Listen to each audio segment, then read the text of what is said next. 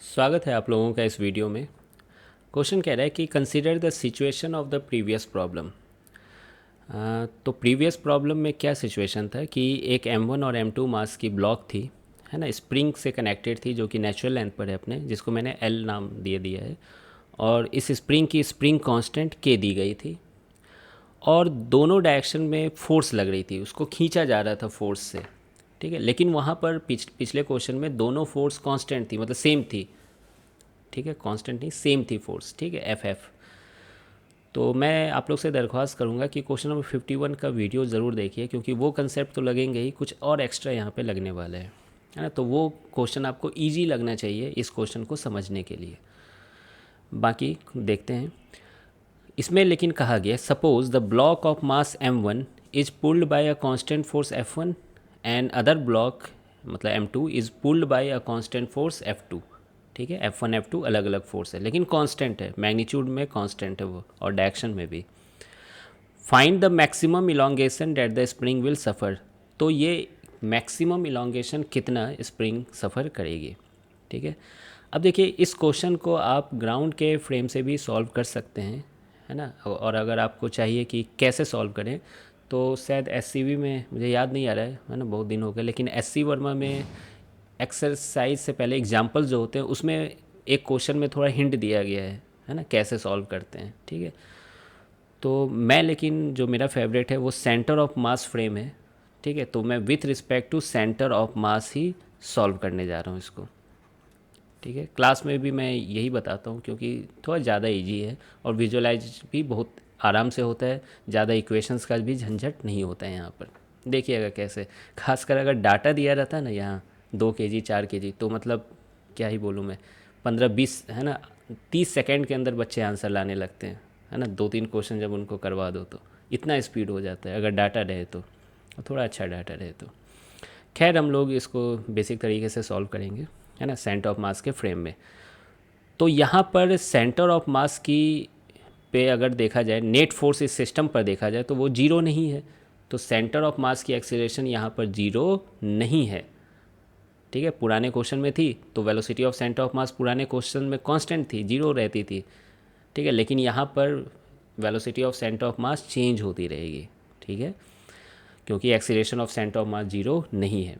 तो मैं क्या सोचा कि एक गाड़ी, सेंटर ऑफ मास रूपी गाड़ी पर मैं बैठ जाऊं, है ना। उस गाड़ी की एक्सीलरेशन कितनी होगी वो कैसे निकालेंगे। तो सेंटर ऑफ मास की एक्सीलरेशन का फॉर्मूला होता है net external force by total mass. ठीक है, net external force by total mass. तो देखिए इस पूरे सिस्टम पर M1 M2 और स्प्रिंग के सिस्टम पर नेट टोटल फोर्स कितनी लग रही है, F2 माइनस F1 लग रही है ना। मैं इस डायरेक्शन को पॉजिटिव मान रहा हूँ, राइट डायरेक्शन को। तो F2 minus F1 net force लग रही है, और टोटल मास क्या है इस सिस्टम का, M1 प्लस M2। क्लियर। तो यही नेट एक्सीलरेशन हो गया सेंटर ऑफ मास का। जब मैं इस एक्सीलरेटिंग फ्रेम पर बैठूंगा, फिर इसे देखूंगा, तो जो रियल फोर्स थे वो तो लग ही रहे होंगे, लेकिन साथ में कौन सा फोर्स एक आ जाएगा, सूडो फोर्स। भूल तो नहीं गए सूडो फोर्स। ठीक है, तो एक सूडो फोर्स आ जाएगी एक्स्ट्रा। ठीक है, किधर आती है सूडो फोर्स, तो जो एक्सीलेटिंग फ्रेम की जो एक्सीलेशन की डायरेक्शन होती है उसके अपोजिट डायरेक्शन में आती है। तो मतलब ये सेंटर ऑफ मास रूपी गाड़ी राइट साइड में जा रही है, तो सूडो फोर्स लेफ़्ट साइड में आएगी। किसकी आएगी लेफ़्ट साइड में, दोनों की ही लेफ़्ट साइड में आएगी, है ना। ऐसा नहीं कि किसी एक का, दोनों का, दोनों पर जो सूडो फोर्स लगेगी वो लेफ़्ट साइड में ही लगेगी। ठीक है, अब बात है कितनी होती है सूडो फोर्स की वैल्यू। तो मास बॉडी का जिस पर सूडो फोर्स आप लगा रहे हो, और एक्सीलेशन उस फ्रेम का जिस पर आप बैठकर देख रहे हो। तो मैं सेंटर ऑफ मास रूपी गाड़ी पर ही बैठकर देख रहा हूँ, तो यहाँ पर हो जाएगा M1A और इस पर हो जाएगा M2A, है ना। सेंटर ऑफ मास की एक्सीलरेशन को मैं A माना हूँ। क्लियर। तो अगर मैं आपसे पूछूं इस M1 पर नेट फोर्स कितना लगा, है ना, शुरुआती दौर पे ही, अभी तो ये स्प्रिंग नेचुरल लेंथ पर है ना। तो आप क्या करोगे, F1 प्लस M1A, और A की वैल्यू ये है रखी हुई, तो आप इसको जल्दी से सॉल्व कर लेना। फिर अगर मैं M2 पे पूछूं नेट फोर्स कितना लग रहा है, और मैं F2 को पॉजिटिव लेना चाह रहा हूँ, बड़ा लेना चाह रहा हूँ, तो F2 माइनस M2A होगा। क्लियर। तो मैं जल्दी से इसे सॉल्व करता हूँ दूसरे पेज पे। तो इधर जो लग रहा था वो था F1 प्लस M1A, ठीक है। तो M1 थी A की वैल्यू आपको याद आ रहा होगा F2 minus F1 by M1 plus M2, ठीक है। जल्दी से आप एलसीएम ले लीजिए इसको, मैं तो पूरा स्टेप लिख रहा हूँ, है ना, इतना टाइम वैसे नहीं लगाना होता है ना। M1 F1 plus M2 F2 ये मल्टीप्लाई हो जाएगा तो M2 F2 minus M2 F1 divided by M1 plus M2। कुछ कटना चाहिए, ज़रूर कटना चाहिए, कौन कट रहा है, हाँ ये माइनस वाला, और एक सेकेंड, कुछ नहीं कट रहा है, ऐसा कैसे हो गया। हाँ यहाँ पे F1 था ना, M1 F1 plus M2 F1 था, हाँ बिल्कुल कटना चाहिए था, sorry. M1 F1 plus M2 F1, हाँ ये कट जाएगा, ठीक है। तो ये कितना आ गया, M1 F1 plus M2 F2 divided by M1 plus M2, ठीक है। तो ये इस साइड में आया, इतना नेट फोर्स आया। आपको विश्वास नहीं होगा, F2 माइनस M2A जब आप सॉल्व करोगे तो एग्जैक्ट यही आंसर आएगा। चलो मैं करके दिखाता हूँ। F2 माइनस M2A, तो F2 माइनस M2 की वैल्यू M2 ही है, A की वैल्यू कितनी थी, F2 minus F1 divided by M1 plus M2।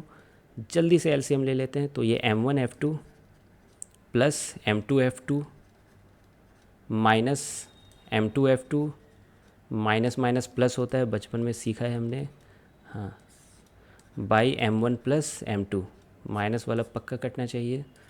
तो देखिए M1 F2 plus M2 F1 by M1 plus M2, ये आ गया।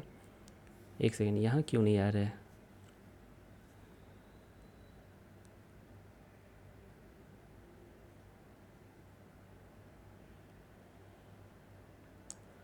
कुछ मिस्टेक हुआ है क्या।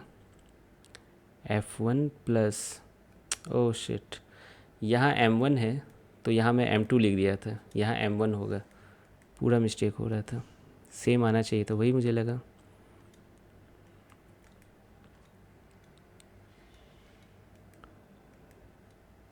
ध्यान से देखिए, M1 F1 plus M2 F1, M1 F2 plus, sorry minus M1 F1, हाँ तो ये M1 F1 वाले कट जाएंगे, हाँ तो ये कितना आया, M2 F1 plus M1 F2, हाँ अब आया, है ना, sorry for this mistake.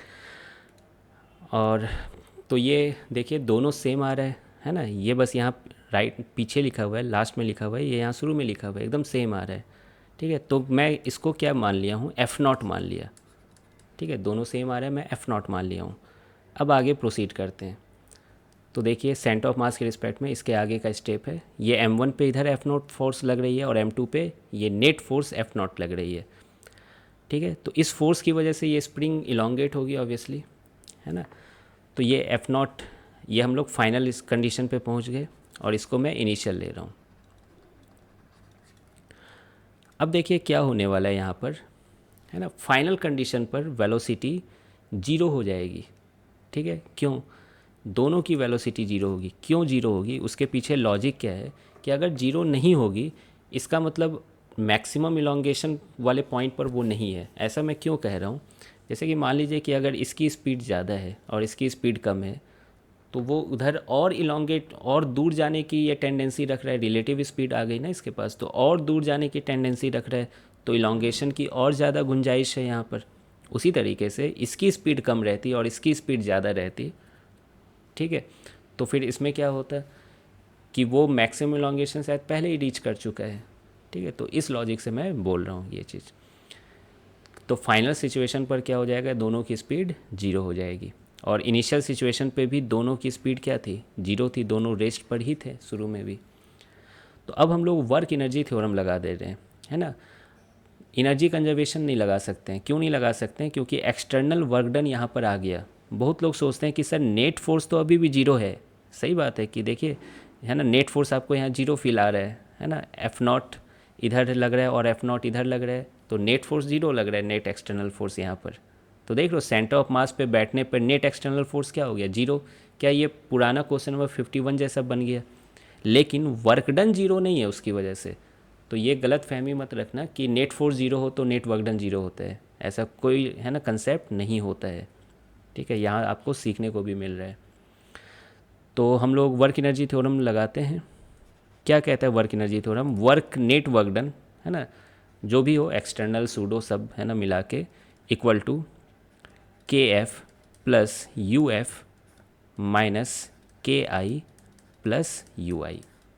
Clear है ये चीज़? अब देखिए नेट वर्क डन मतलब ये जो एक्सटर्नल फोर्स लग रहे हैं एफ नॉट, उन्हीं का वर्क डन लिखना है। तो ये वाले पे देखिए वर्क डन जो होगा एफ नॉट लेफ़्ट साइड में लग रही है और डिस्प्लेसमेंट एक्स वन भी लेफ़्ट साइड में हुआ है, तो वर्क डन क्या होगा? पॉजिटिव होगा, F not into x one.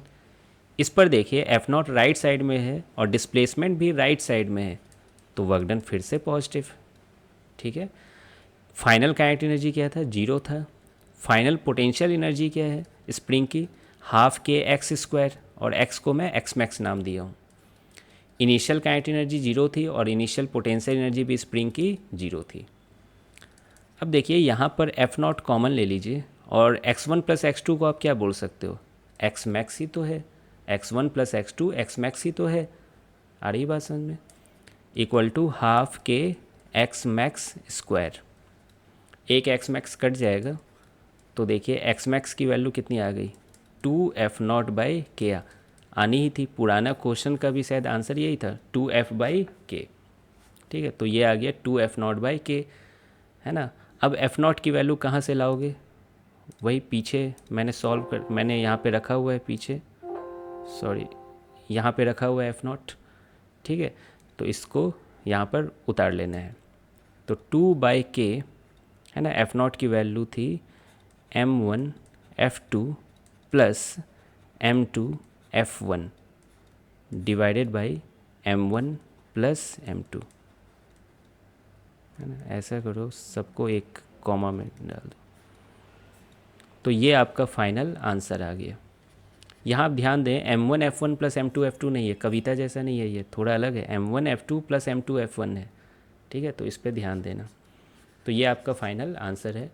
I hope कि आपको एक एक बारीकी इसमें समझ में आ गया होगा सेंटर ऑफ मास फ्रेम के रिस्पेक्ट में। ये तो मैं ज़्यादा समझा रहा था, अब आप खुद देखिए आपका सॉल्यूशन यहीं पर है। ठीक है, और अगर डाटा दिया रहता है ये हमेशा है ना कुछ फिक्स वैल्यू आती है, 10 न्यूटन ऐसे करके। ठीक है, तो ये बहुत जल्दी सॉल्व हो जाता है सेंटर ऑफ मास के फ्रेम में, है ना। क्लास इतना तो ज़्यादा नहीं समझा पाया, आधा एक घंटा, लेकिन शायद आपको समझ में आ रहा होगा। मिलते हैं फिर नेक्स्ट वीडियो में।